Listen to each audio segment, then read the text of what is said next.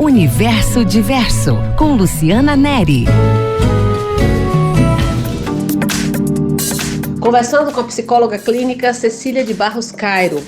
Cecília, ontem você explicou que algumas pessoas que negam a doença, né, aquela atitude negacionista de ir para a rua, às vezes sem máscara e tal, essa atitude de um possível enfrentamento, algumas vezes é por medo de morrer e medo da doença em si. É só por isso?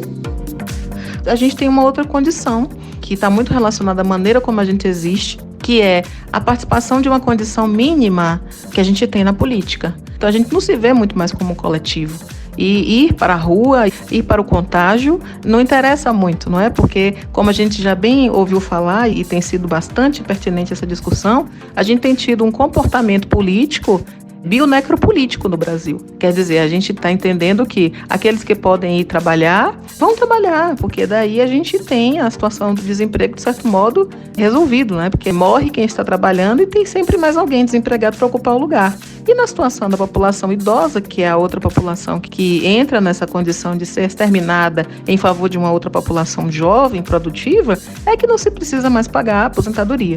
Então a gente está diante de um governo completamente genocida, como a gente sabe e já ouviu falar por todo o tipo de comentário internacional, né? Não precisa a gente dizer que é só o brasileiro que está vendo isso, né? O mundo inteiro está vendo que a gente tem um comportamento irresponsável diante de uma pandemia que é mortal, numa condição onde a gente tem uma desigualdade estrutural muito severa no Brasil, que fica ainda mais evidenciada, e que a negação a gente tem que dizer que é um comportamento, aí sim, muito egoísta, é muito baixo.